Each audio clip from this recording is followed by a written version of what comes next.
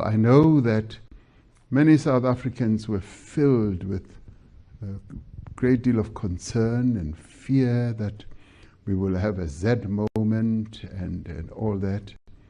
That did not ensue. And I know that you yourselves as the media, you wanted to see drama and something really big happening.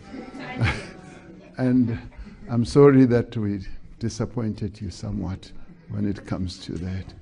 So, but thank you very much for having, for a number of you, come all the way from home to the White House. And I'm rather glad that they allowed you to come into the Oval Office.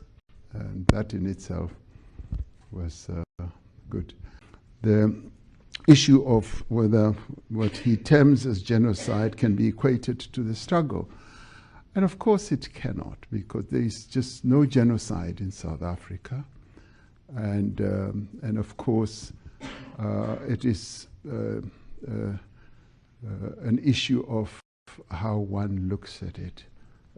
As they say sometimes, the shape of the mountain depends on which point or which direction you are looking at it. And in this case, we cannot equate what is alleged to be genocide to what we went through in the struggle, because people were killed because of the oppression that was taking place in our country.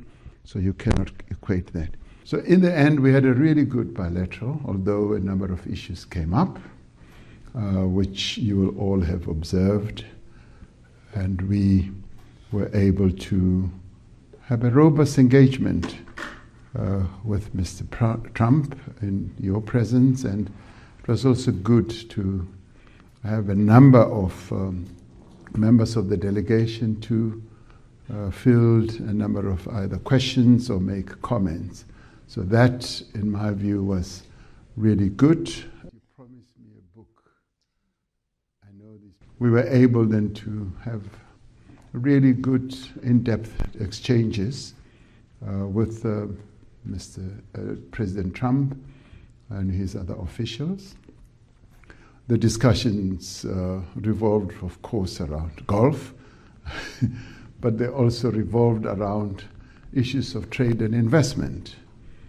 And we were able to, in discussing all that, one, to confirm that there will continue to be engagement between South Africa and the United States officials, particularly the trade and industry level, to deal with the package of issues that we had tabled that have to do with trade and investment.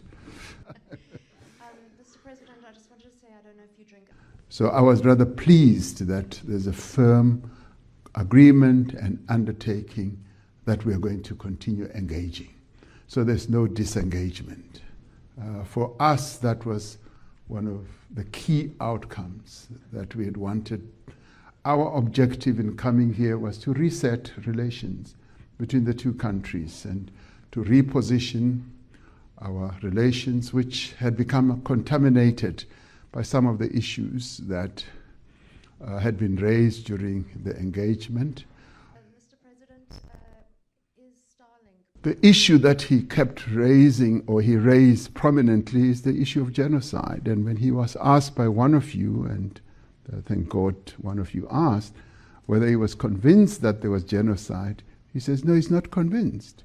Much as he flighted the video and all those press clippings.